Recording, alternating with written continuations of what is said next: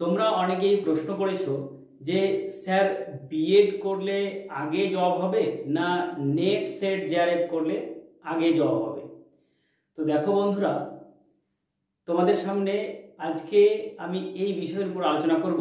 তো বিস্তারিত আলোচনাতে যাওয়ার আগে আমি সুমন্ত তোমাদের সবাইকে জেএসএস ইউটিউব চ্যানেলে স্বাগত জানাচ্ছি।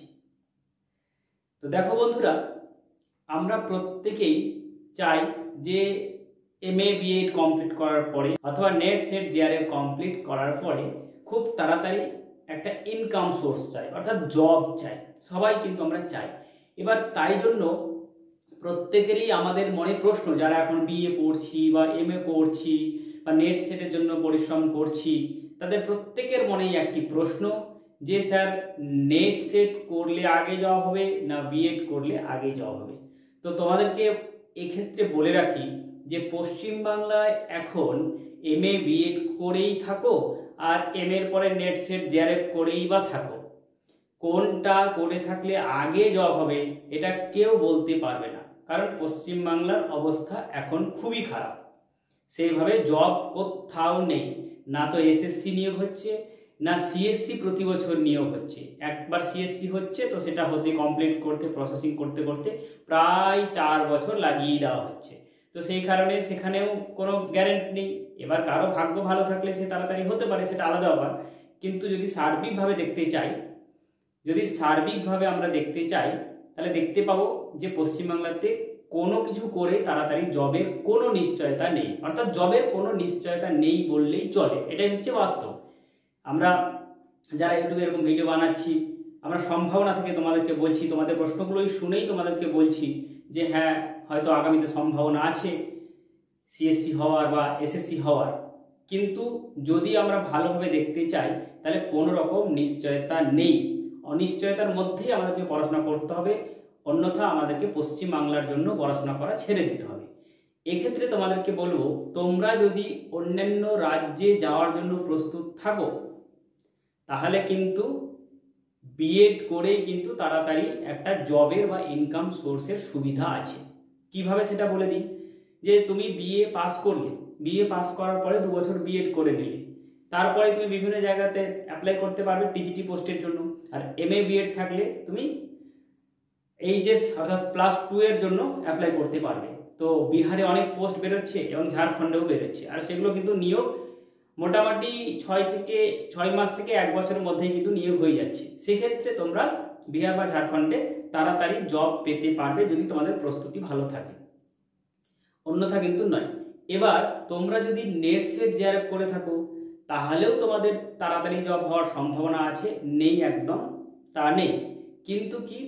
কিন্তু নেট সেট জেআরএফ পাস করে থাকলে তারপরে তুমি ইন্টারভিউ দিতে যাবে। ইন্টারভিউ কোথায় দিতে যাবে? কারণ বিহারে ঝাড়খণ্ডে এত তো অ্যাসিস্ট্যান্ট প্রফেসরের জন্য পোস্ট বেরোচ্ছে না, বা অন্যান্য রাজ্যে এত পোস্ট বেরোচ্ছে না। বেরোলে সেখানে 2, 3 বা 4, 5টা পোস্ট বেরোচ্ছে, সেখানে কম্পিটিশনটা একটু বেশি হবে। আর তোমাকে হায়ার এডুকেশনের জন্য একটু ভালোভাবে প্রিপারেশন নিতে হবে যাতে করে তুমি পড়াতে পারো। এবং শুধু নেট সেট করেই বাইরে যখন যাবে তখন একাডেমিক স্কোর কমে যাবে, অনেক জায়গায় শর্ট লিস্ট তৈরি করে। তো সেই কারণে নেট সেট জেআরএফ করে কিন্তু একটু হলেও সুযোগটা কম আছে তাড়াতাড়ি জব পাওয়ার। কোথায়? এটা বাইরের ক্ষেত্রে বললাম। আর পশ্চিমবাংলার ক্ষেত্রে কিন্তু কোনো কিছুতেই নিশ্চয়তা নেই। তো এবার তোমরা এখন বর্তমানে দাঁড়িয়ে যে পরিস্থিতিতে আছো সবাই, সেই পরিস্থিতিতে দাঁড়িয়ে আমাদের প্রত্যেকেরই এমএ পাস করার পরে বিএড অথবা বিএ পাস করার পরে বিএডটা করে রাখা উচিত। যারা খুব তাড়াতাড়ি যে কোনো একটা জব, মোটামুটি শিক্ষকতার জব যে কোনো রাজ্যে হলেও হবে এরকম যাদের চিন্তা ভাবনা আছে, অথবা প্রাইভেটে হলেও হবে, তাদের জন্য বলবো যে এমএ পাস করার পরে অথবা বিএ পাস করার পরে বিএডটা তোমাদের প্রত্যেকেই করে রাখা উচিত। কারণ দেখো, সরকারি জব যদি না হয়, আমরা যদি বাংলাতেই থাকতে চাই, তো বাংলাতে যদি আমি কোনো ছোটোখাটো প্রাইভেট স্কুলেও জব করতে চাই যেখানে 10,000 15,000 টাকা বেতন দেবে, সেই সব স্কুলেও যদি আমরা জব করতে যাই তবুও কিন্তু আমাদেরকে বিএড লাগবেই, অর্থাৎ বিএড মাস্ট। সেক্ষেত্রে আমাদের প্রত্যেকেরই বিএড করে রাখা উচিত। এখনকার যা সিচুয়েশন, সেই সিচুয়েশনের ভিত্তিতে তোমাদের বললাম। এবার ধরো এই সিচুয়েশন পরিবর্তন হতেই পারে। দেখা গেলো যে 1 বছর বা 2 বছর পরে অ্যাভেলেবেল কলেজের টিচার নিয়োগ হচ্ছে, কলেজে অধ্যাপক নিয়োগ হচ্ছে, অ্যাসিস্ট্যান্ট প্রফেসর নিয়োগ হচ্ছে। তো সেখানে কিন্তু সিচুয়েশন পরিবর্তন হতে পারে। তো সেক্ষেত্রেও কিন্তু নেট সেট থাকলেও সুবিধা হলেও হতে পারে। কিন্তু এই মুহূর্তে দাঁড়িয়ে আমরা যেটা দেখতে পাচ্ছি সেখানে কিন্তু বিএড করে অন্যান্য রাজ্যের জন্য যদি তোমরা তৈরি হতে পারো অথবা প্রাইভেট স্কুলের জন্য যদি তৈরি হতে পারো, তাহলে কিন্তু সেক্ষেত্রে বিএড করেই তাড়াতাড়ি জবের একটা সম্ভাবনা আছে। তো শুধু বিএড করে রাখলে যে তাড়াতাড়ি জব হয়ে যাবে তাও নয়, তোমাকে সাবজেক্ট জ্ঞান বাড়িয়ে রাখতে হবে, বিএড করতে হবে, পড়ানো অভ্যাস রাখতে হবে। কারণ তুমি যদি কোনো প্রাইভেট স্কুলে যাও তাহলে সেখানে তো পরীক্ষার মাধ্যমে জব হবে না, সেখানে ইন্টারভিউর মাধ্যমে জব হবে। প্রাইভেট স্কুলে ইন্টারভিউর মাধ্যমে জব মানে তোমাকে ডেমো ক্লাস দিতে বলবে।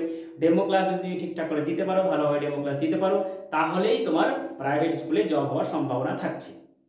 তো সেক্ষেত্রেও আমরা বলতে পারি এমএ বিএড করা থাকলেই কিন্তু তাড়াতাড়ি একটা ইনকাম সোর্সের ব্যবস্থা হতে পারে। এবার তারপরেও যদি তোমাদের মনে হয় যে না আমরা নেট সেটটাও করে রাখবো, তাহলে তখন নেট সেটটাও করে রাখলে যখন সুবিধা হলে তখন গেলে, যখন তোমাদের কোনো জায়গায় পোস্ট বেরোলো, সুবিধা হচ্ছে, তখন তুমি কিন্তু সেই কলেজ বা ইউনিভার্সিটিতেও অ্যাপ্লাই করতে পারো। তবে সেক্ষেত্রে কিন্তু কোনো একটা জায়গায় ঢুকে গেলে কিন্তু পড়াটা খুব চাপ হয়ে যায়, কারণ প্রাইভেট স্কুল বলো বা কোনো একটা জবের মধ্যে ঢুকে গেলে পড়াশোনাটা আমরা সেইভাবে আর করতে পারি না।